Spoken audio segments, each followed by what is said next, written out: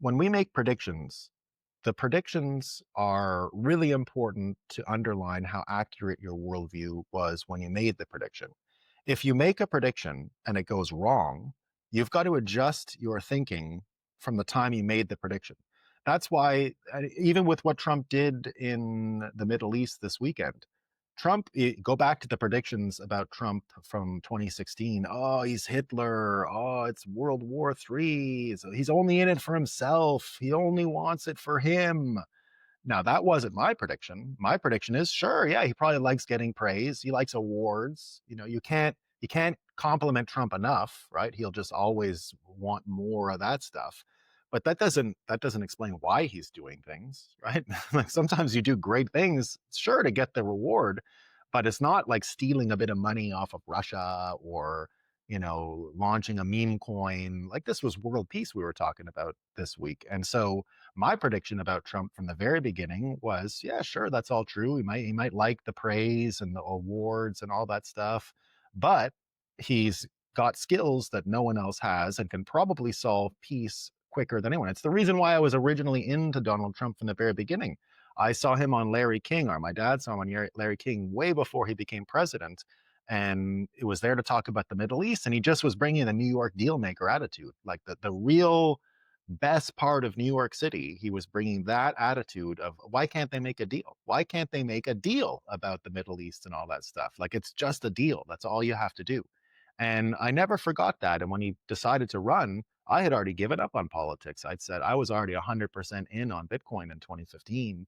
But I saw him because I had come from politics. I was working in executive branch politics before all of this. I worked for the Prime Minister of Canada and had seen exactly how the sausage was being made and was disgusted.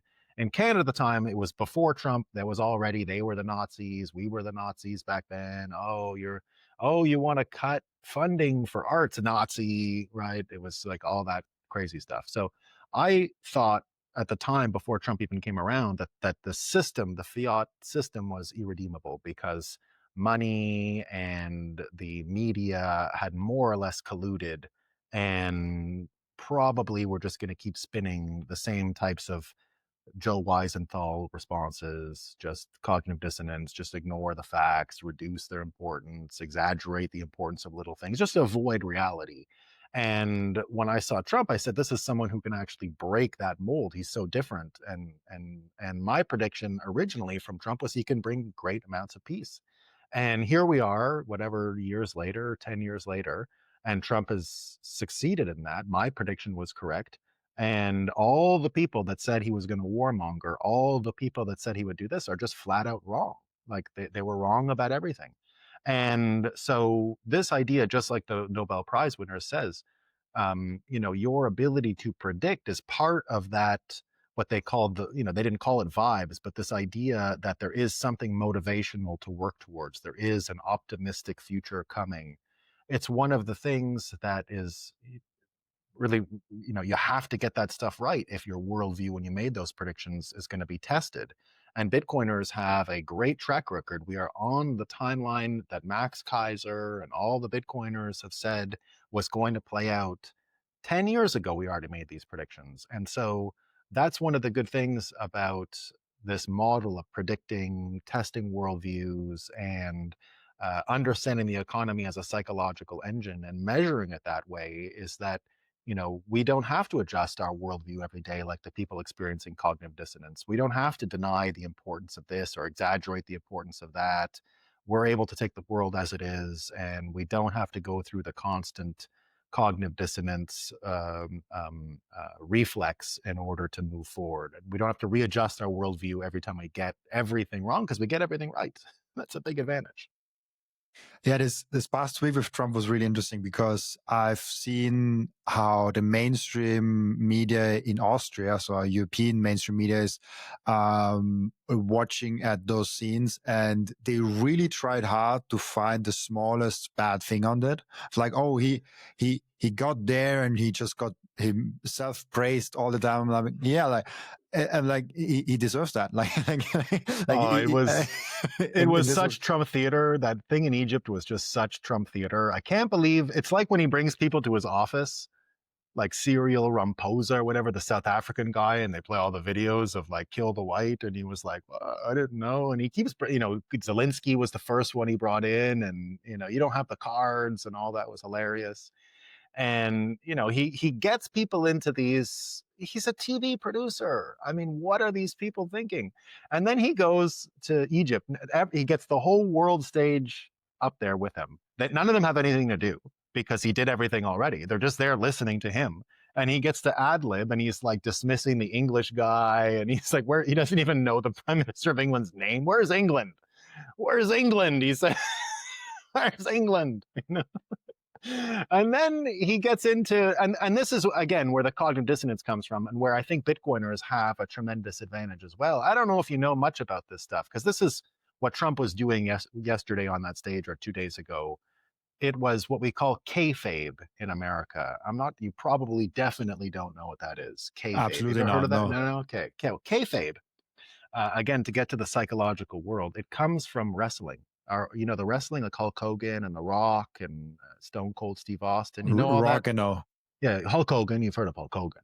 Yeah, absolutely. Yeah, okay. He's the one that died. He died this summer. Yeah, right? he's the guy who came to Trump's inauguration last year and pulled his shirt off and said, who gave, let Hulkamania reign again, right? That guy. So where this all comes from is wrestling is a type of art form, right?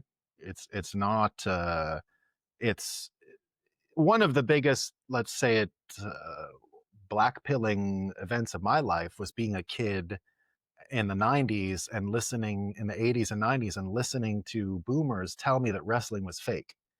And like I didn't know, like they were teaching me something about wrestling not being real fighting.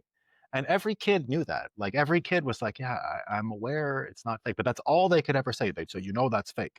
So here's what kayfabe is, because it's important in this case. Kayfabe is a wrestling term that wrestlers use amongst themselves.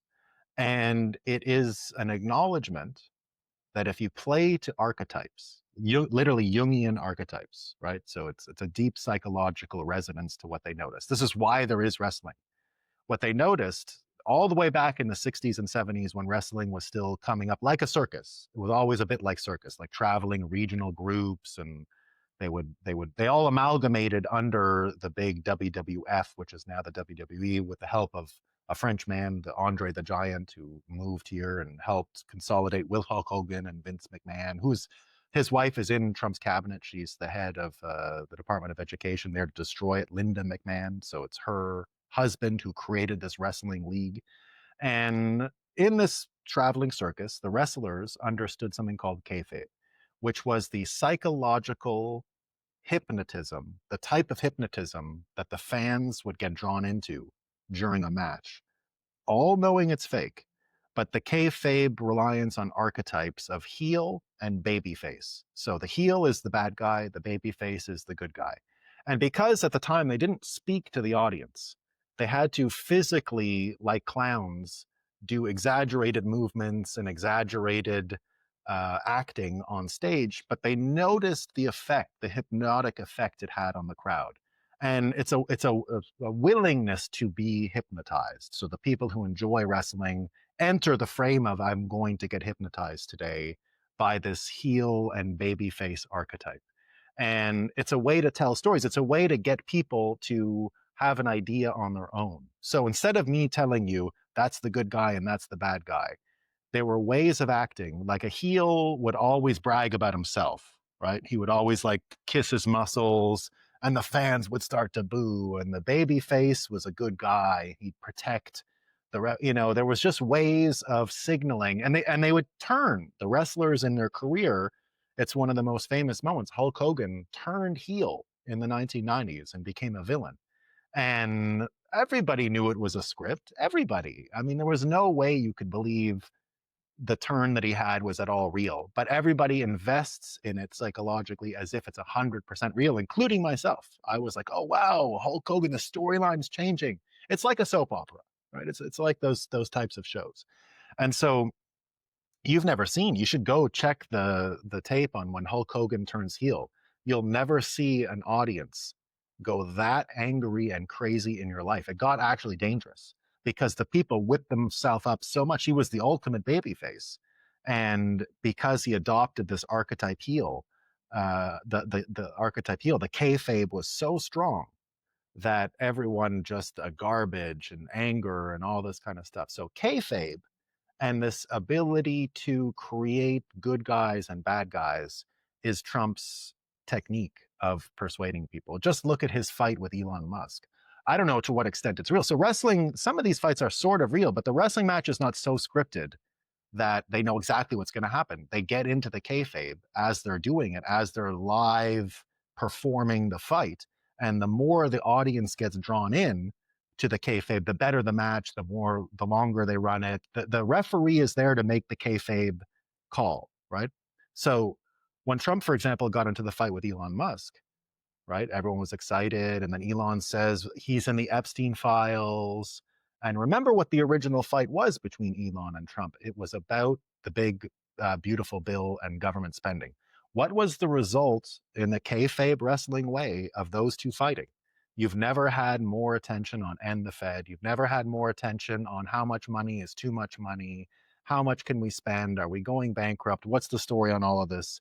So that was kayfabe in action. You would never have had a conversation in America about end the Fed to the extent that we did because of the very wrestling light fight that Trump had with Elon. It was probably a little bit real, but the way they perform it, the way Trump does all of this stuff, and that's what Trump did the other day when he was in Egypt with all those leaders, is he was using lines like, some of them are my friends. I won't tell you who, but I don't like some of them. Maybe I will tell you. And it's all wrestling. So now you get everyone on the internet. Who does he not like? Was it Macron? Look, he shook Macron's hand too much. Oh, look at that. You know, the German guy. You know, all of these stories. Trump is in the Wrestling Hall of Fame, by the way. He is in the Wrestling Hall of Fame because he used to participate in wrestling. He's a fan, right? So Trump was a big wrestler. He would do WrestleMania storylines. He fought Vince McMahon. He's been stone cold stunned. He's been body slammed. He's been all of that stuff. But Trump's aesthetic, Trump's understanding of how to persuade people goes deep into wrestling hypnosis and kayfabe. And he can redefine reality using that. And that is really the same as Bitcoiners. It is a type of self hypnosis to understand. It's what we all had to undergo to understand the world is a psychological engine, the economy is a psychological engine.